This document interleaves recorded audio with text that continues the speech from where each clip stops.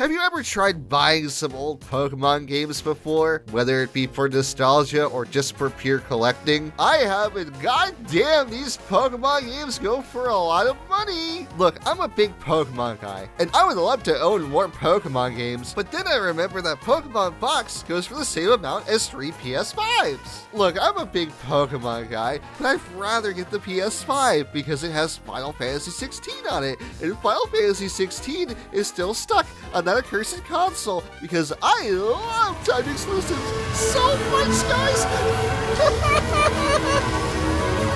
But do you ever think about why these games go for so much money? I mean, obviously part of that has to do with the fact that Pokemon is a big brand name, but if that was solely the case, then some of the older spin-off games like Pokemon Dash and Trose would also go for a lot of money, but they don't.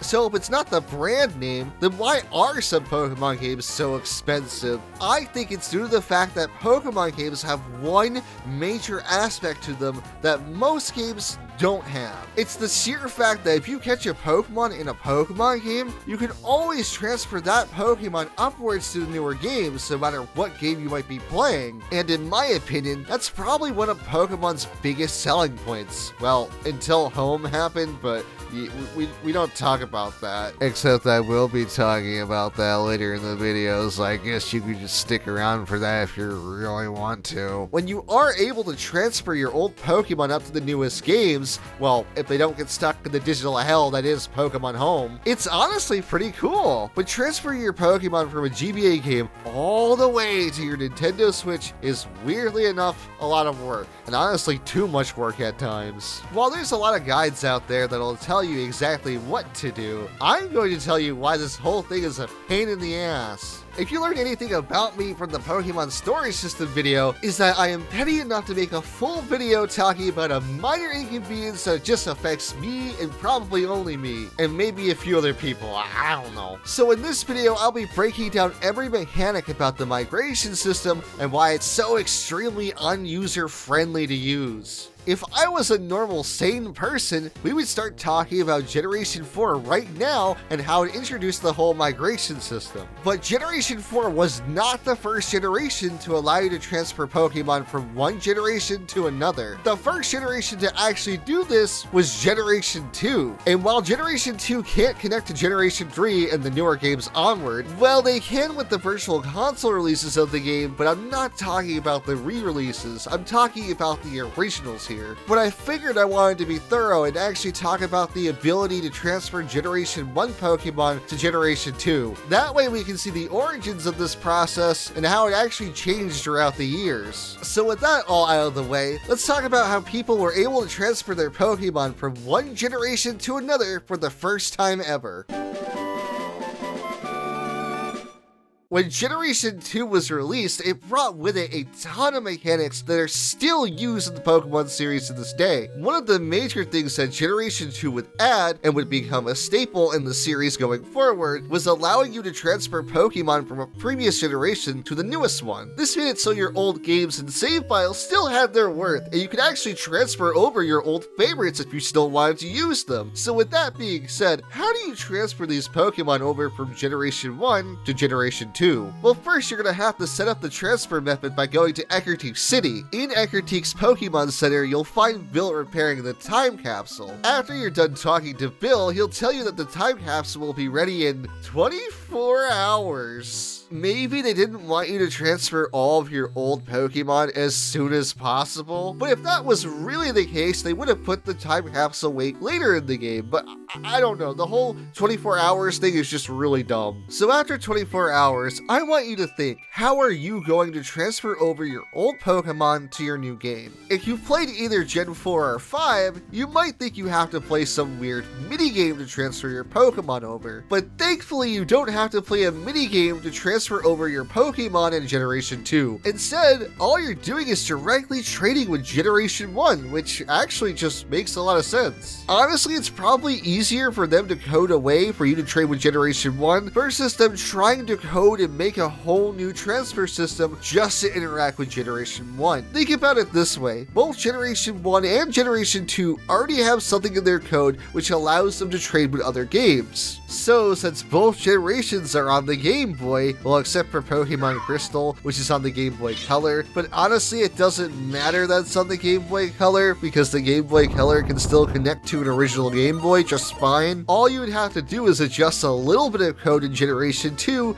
and then bam, you can trade with Generation 1. Now with that all out of the way, let's start trading from Generation 1 to Generation 2 and start transferring our Pokemon over. Well, that's what I would say if there wasn't any restrictions. Are you surprised that the generation that's held together by loose assembly code and duct tape has some kind of trade restriction on it? So there's two restrictions for Generation 2 to trade with Generation 1. The first restriction is that you can't have any Johto Pokemon in your party. So any Pokemon with a Pokedex number past 151 can't be traded to your Generation 1 game, which makes sense because these Pokemon don't exist in Gen 1 at all. And the second restriction with trading with Generation 1 is that you cannot trade a Generation 1 Pokemon over if it knows a Generation 2 move. And once you have that all sorted out, you can trade from Generation 2 to Generation 1 or to Generation 1 to Generation 2. It's really weird to see two different generations of Pokemon directly trading with one another because outside of Generation 2, there's never been a Pokemon game that can directly trade with the previous generation. It's even weirder to think that this was planned at the very start of Generation 2's development, because even in the old Space World demo of Pokemon Gold, it's possible to fully trade with Generation 1. Well, you do have to brute force it a little bit with a walk through walls code, but for the most part, everything here is operational. It's interesting to note that in the beta versions of the game, the time capsule would have brought you to a room that looks exactly like the Generation 1 Trading Center. Whether or not the Space World demo is doing this to emulate Generation 1's trading system while you're in this room, or if it's just doing this to match the aesthetics of Generation 1, I have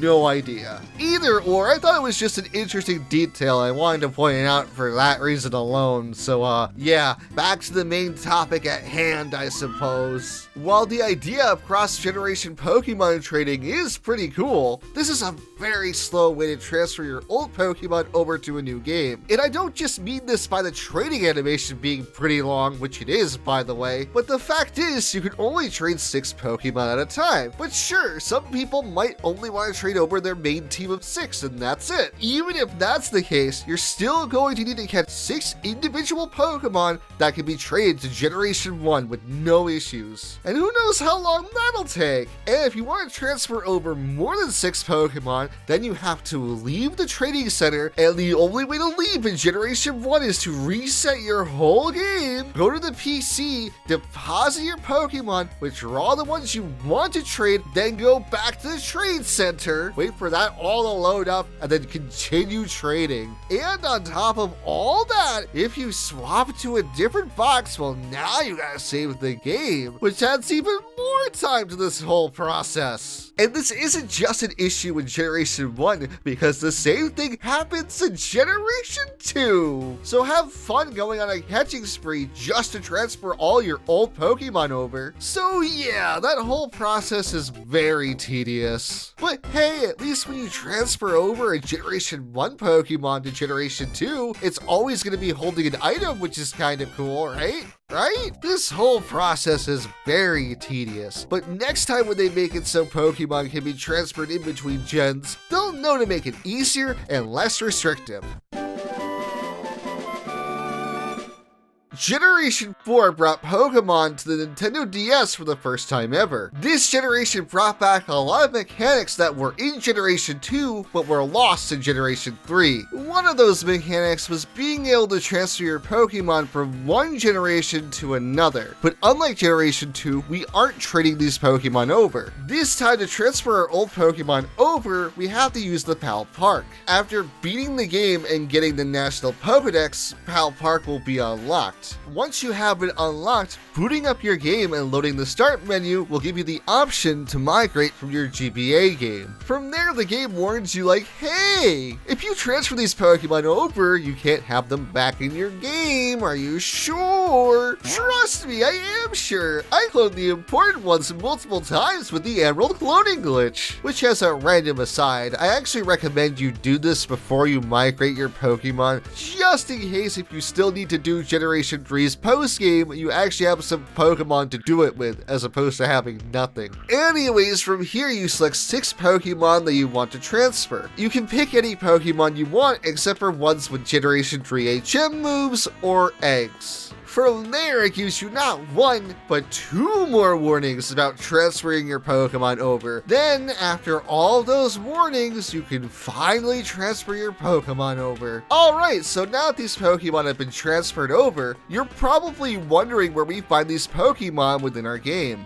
Most people who haven't played Generation 4 before might guess that they're waiting for you within your PC. But this was before that was normalized, so instead we're playing a minigame. I'll talk about my gripes with this minigame in a little bit, but for now, let's talk about Pal Park's Catching Show. The Catching Show is a minigame where you recapture your old Pokemon. It feels weird to call this a minigame because there's really no skill involved, but there is a scoring system here for some reason. I mean, yeah, if you score high enough, you get a berry, and some of these can be kind of rare, but nothing crazy. But my point is, getting a high score in this minigame has more to do with the Pokemon you migrate over versus having any actual skill. Even if there was some skill behind getting a high score, or even if there were better rewards, most people wouldn't play this minigame for either of those things. The majority of people are playing this because they want their old Pokemon back, and that's it. So you're probably now wondering how this minigame actually plays like. All you're doing while playing this minigame is running around in tall grass or surfing on the water just to find the 6 Pokemon that you migrated over. Once you encounter the Pokemon, you throw a single Park Ball at it, and then you instantly re-catch the Pokemon. After you catch all 6 of your Pokemon, the catching show is over. Afterwards, you have the option to decline receiving your Pokemon. For some reason. I mean, yeah, if you want to replay this minigame, sure, go ahead, decline them. But if you're a sane person, then no, you won't play the minigame again, because you're gonna have to replay this minigame anyways if you want to migrate even more Pokemon over, so you might as well do that instead of wasting your time catching the same Pokemon over and over again. Once you agree to have your Pokemon be put into your PC boxes, then congratulations! You transferred your Pokemon over from Generation 3 to Generation 4, and now you have access to all the Pokemon that you transferred over, and if they were holding any items, those are transferred over as well. So far, it doesn't seem too bad. I mean, yeah, it is annoying to replay this minigame constantly if you want to transfer your Pokemon over. Yeah, it's a little slow, but at least it's simple and straightforward, right? Well, there are some little things that make it really annoying to fucking use. I'll be honest with you, these things may not annoy the average player as much. But as somebody who's migrated a living Hoendex multiple times, I might have a little bit of a bias to say that this transfer method sucks ass. First off, you can only migrate from a GBA save file once per day. Oh, you have more than 6 Pokemon that you want to transfer over into your new DS save file? Well, too bad! You've already transferred Pokemon today. You gotta wait another 24 hours for some fucking reason. I can understand this being a limitation if you could unlock Pal Park earlier, but this is something you can't unlock until the post-game, so why? I just don't understand why the game should restrict the player from transferring over their own Pokemon. To be fair, there are ways to get over this restriction. One of those ways is an unofficial exploit, and the other is just playing Heart Gold and Soul Silver, because in those games they got rid of the 24-hour restriction. Yeah, even Game Freak thought this was so dumb that they never brought this restriction back. So thankfully this restriction is non-existent if you're playing any of the newer games.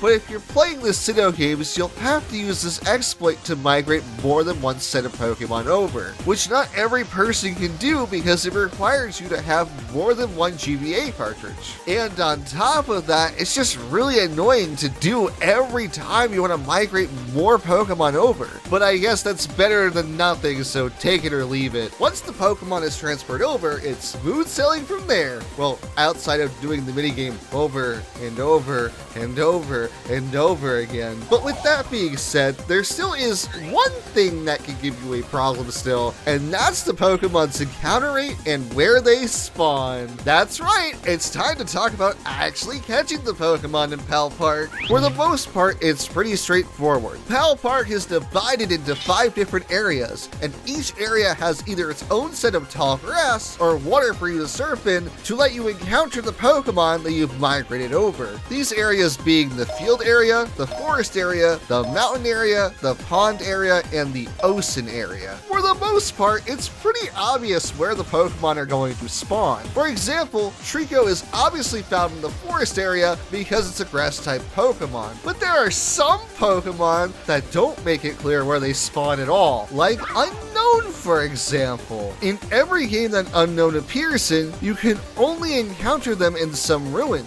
So it makes it very hard to tell where Unknown is going to spawn. And you want to know where it spawns in actually? The forest area for some reason. Oh, you're migrating over your Rayquaza? That huge green dragon that you fight on the top of Sky Pillar? The same dragon who has a Pokedex entry that says he chills out in the fucking ozone layer? You would think that you can find him in the mountain area, right? Right? But no, some dumbass at Game Freak decided that he spawns in the field area actually, and that I ran around the mountain area for who knows how long for no reason. Some people might find figuring out where your Pokemon is a part of the fun of Pal Park. And it might be for the first few transfers, but after doing a ton of transfers, it gets so old so fast. I don't want to aimlessly run around for over 10 minutes just to try to find my old Pokemon that I've already caught once before. And the worst thing about Pal Park is that the encounter rates are all over the place. This is a huge deal because the normal encounter rate in Pal Park is pretty high, so you might think that you're in the wrong area if you don't encounter the Pokemon within a few steps. So then you end up wandering around a different area where you can't find your last Pokemon, and you're very confused as to why you can't encounter that one Pokemon. That is until you realize, no, you were actually checking the right area the first time, but you got a very bad encounter rate, so the game gave you mixed signals and didn't actually make it clear that it was actually there the whole time. This is what happened to me when I transferred my Deoxys over. I ended up taking so long that I looked up where Deoxys spawns in Pal Park, and yes, I was in the right area the first time. I just got very unlucky. And before somebody comments saying, well, just use Sweet Scent, because then the Pokemon will instantly appear. Well, there's one little teensy tiny problem about that. Sweet Scent doesn't work in Pal Park! I'm aware that there's an NPC that lets you know that some of these Pokemon are rare and therefore are harder to spawn, but even with the Deoxys example, on my second go through Pal Park, Deoxys just spawned instantly, so I don't know.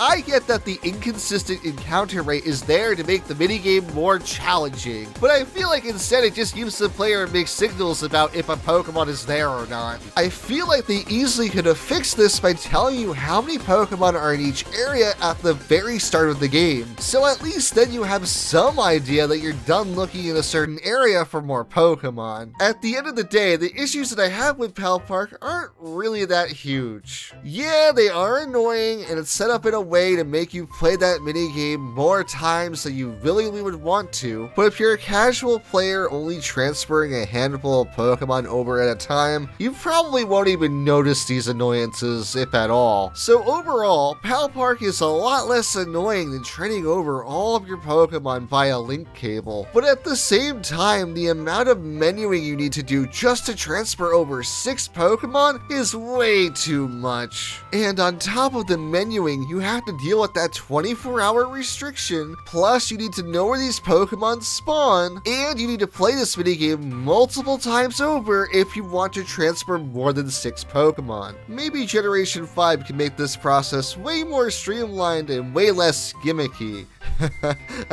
I hope it's less gimmicky, right? It's less gimmicky, right? What the fuck is that?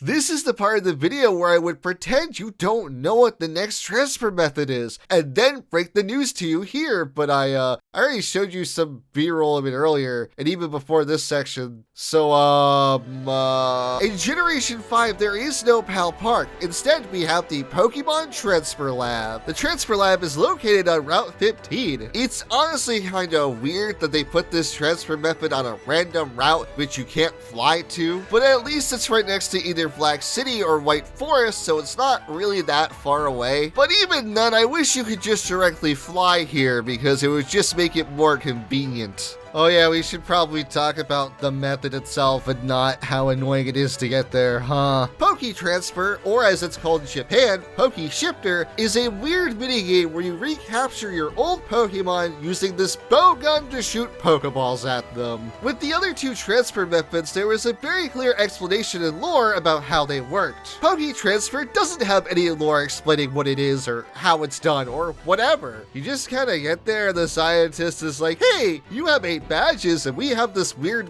bow gun invention, just go use it, have fun. But honestly, the lore behind this doesn't really matter. It's just weird that there's no real solid explanation to why this is like a bow gun, as opposed to the other transfer methods which have more of a lore reason to exist. Anyways, you start the Poke Transfer by talking to the scientist here. After you talk to him, you'll connect to another DS that has your Generation 4 game via download play. And then on that DS, you'll select 6 Pokemon that you want to transfer over to your Generation 5 game. From there, you shoot Pokeballs to recapture all of your old Pokemon, and once you've caught them all, the minigame is over. But catching them isn't as simple as aiming at them and shooting them. Throughout the minigame, your Pokemon will be hiding in bushes. When they are hiding in the bushes, you won't be able to capture them. You either have to wait for them to jump out, or hit their head that's poking out of the bush to get them to move. There actually is one way for you to catch a Pokemon hiding in a bush, and that's by hitting this pink dream cloud. Once you hit the cloud, it puts all the Pokemon to sleep. When the Pokemon are asleep, they won't be able to move for a little bit, and while they're asleep, you can even catch the Pokemon that are hiding in bushes. Also, if 2 Pokemon try to jump into the same bush, they'll bump into each other and stun each other for a little bit, making it so you can easily catch both with the Pokemon. There is a score system in Poke Transfer, but it doesn't do anything at all. It's only there for bragging rights, and that's it. I thought maybe in Black and White 2 there was a medal for it, but nope, there isn't.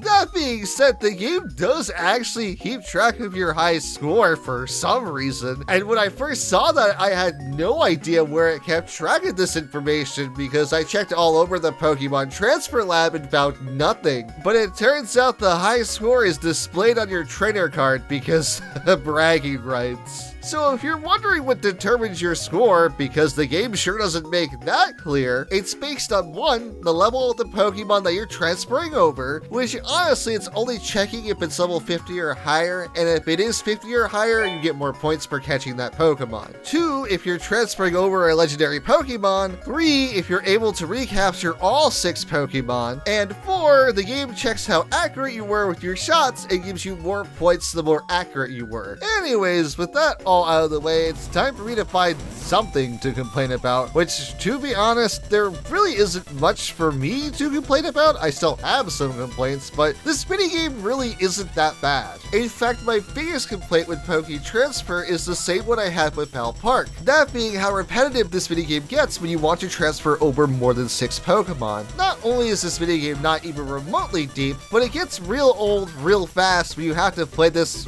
multiple times in a row. If you want to transfer about, I don't know, 60 Pokemon, then you'll have to play this game 10 times in a row, which at that rate, you'll probably wish there was an actual transfer method versus playing this minigame again. With that being said, I actually think this transfer method is way better than PAL Park. It is really repetitive, but it's also way faster than PAL Park, with the average game of Poke Transfer being about 30 seconds at least to about a minute and a half at most. And on top of that, you can instantly transfer your next batch of Pokemon immediately. Yep, there's no waiting a whole day or going through other menus. It's just a simple yes or no prompt, and from there, you're back to transferring Pokemon. This sounds pretty good, except for the part where your Pokemon will be transferred back to your Generation 4 save if you fail to catch them in the minigame. There's there's one little detail I left out about Poke Transfer, and that is you have a time limit to finish this minigame. If you run out of time, all the Pokemon that you did not catch will be transferred back to your Generation 4 game. I guess this could be nice if you wanted to transfer over less than 6 Pokemon, but at that rate, you might as well just transfer over some filler Pokemon versus waiting out the whole timer just so you can transfer over less than 6 Pokemon. If you transferred over a few Pokemon by mistake, then I guess it's nice for that reason alone, but it would just be faster if you caught all 6 of your Pokemon and then at the end, you rejected the transfer outright, putting them back into your Generation 4 game. So the timer here feels very pointless.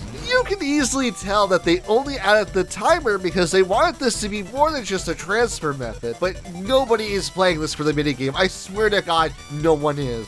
Outside of that, I feel like the only other real complaint that I actually have is that some of these Pokemon are really hard to see when they're hiding in these bushes. Some of these Pokemon only pop out by a pixel, and they were some of the harder Pokemon to find while doing this minigame. I say all this, but I was playing on the original Nintendo DS. If you play this on any other model of the DS, you probably won't have this problem. And even if you are playing on an original DS like I am, if you wait for the pink cloud to spawn and put all the Pokemon to sleep, you can tell exactly where the Pokemon are no matter where they are. So while there are ways to work around it, it can be a little annoying if you're playing on some of the older Nintendo DS models. And now that I'm done complaining, here are some random closing thoughts that I have about this minigame that I really didn't know where else to fit in this section. So I really love how this bow gun is animated. It feels so fluid for some reason, maybe because the sprite is so huge. Either way, you can tell they put a lot of love into this sprite, and I just love that they did that. Spiky-eared Pichu can't be transferred over, which I guess is a given, but just in case for the 1 or 2 people who didn't know, there you go. If you transfer Diglett or Dugtrio, they don't jump from bush to bush. Instead, they just awkwardly glide against the ground. Honestly, I really love this little attention to detail. It's really good.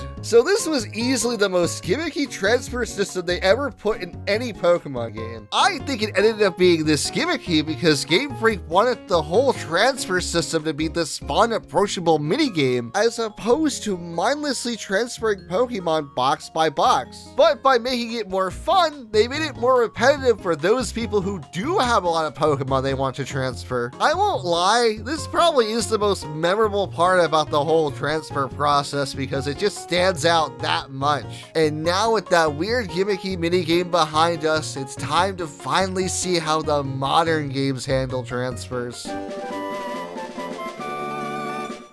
Transferring Pokemon from Generation 5 to Generation 6 and 7 is just a simple 3DS app. You boot up the app, it checks if you have a Generation 5 game that you can transfer Pokemon from. From there, the app connects to Pokemon Bank servers. It dumps all of your Pokemon from your first box directly into Bank, and from there you can transfer those Pokemon to either your Generation 6 game or your Generation 7 game. Yeah, that was it, and it's pretty easy. No weird gimmicks, no minigame, no trading for hours on end. It's just a few button presses and then everything is transferred. Okay, yeah, not everything is transferred over, but this is still way faster and way more convenient than the previous transfer methods I've shown off in this video, so it would feel dumb for me to complain that you can only transfer 1 box at a time when every other previous transfer method only allowed you to transfer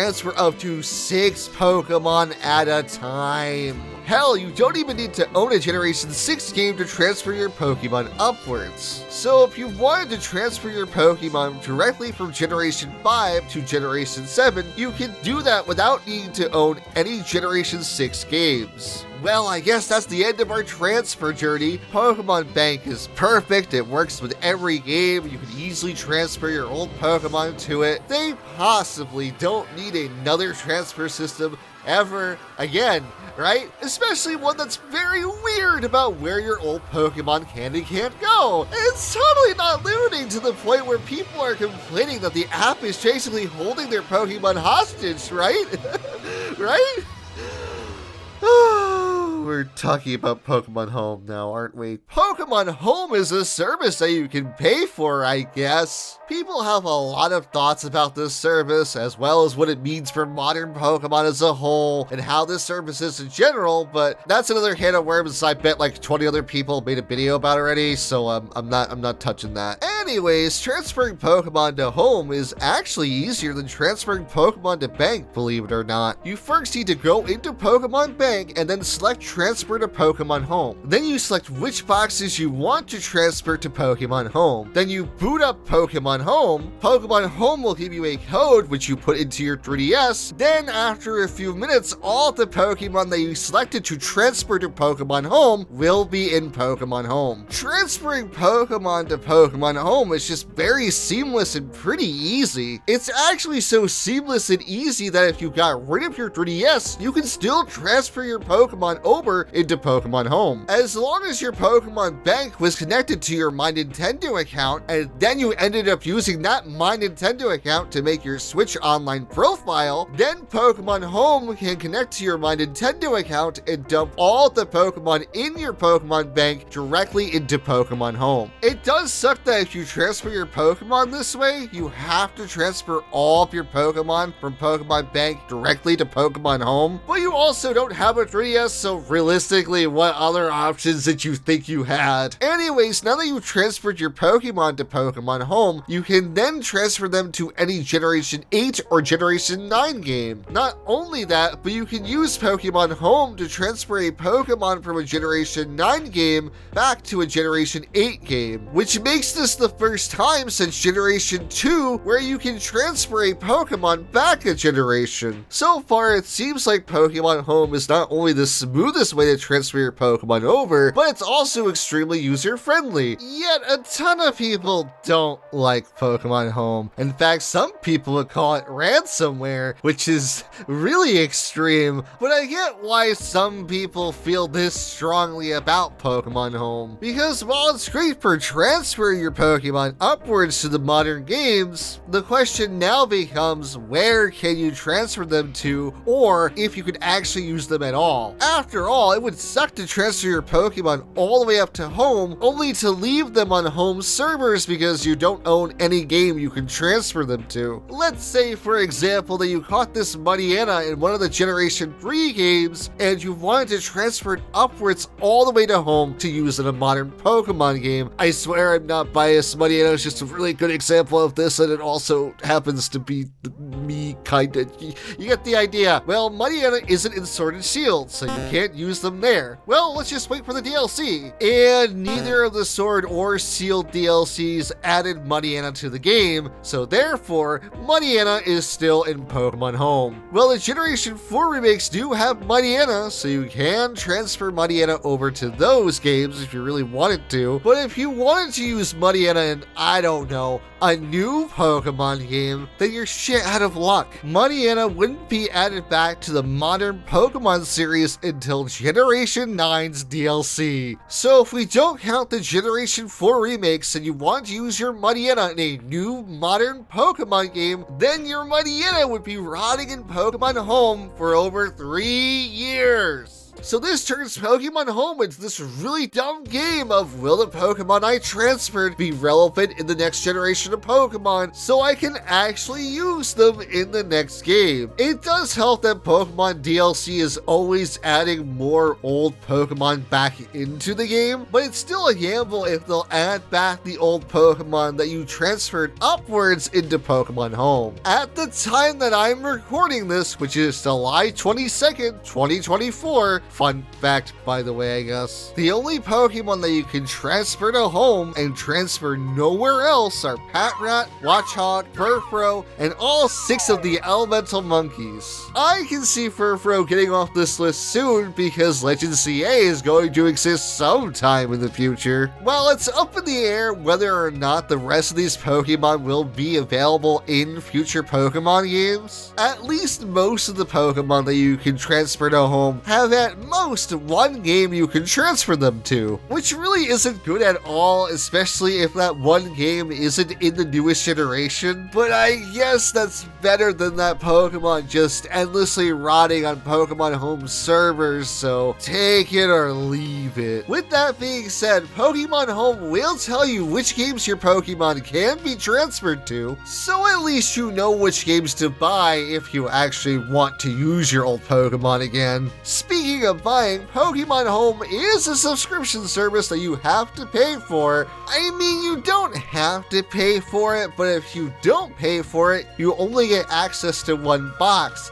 And if you're a Pokemon fan transferring generations of Pokemon over into Pokemon Home, you're most likely going to need more than one box to transfer all those Pokemon over. And on top of that, if you want to connect to Pokemon Bank, Pokemon Home will only connect to Pokemon Bank if you have a Pokemon Home subscription. But at least it's pretty cheap at $3 a month if you only want to use it once. Which is also a ripoff because the $5 plan makes you pay for 3 months. So you're basically getting a month for free if you're doing the $5 plan versus the $3 plan. And I don't know why the $3 plan even exists at all.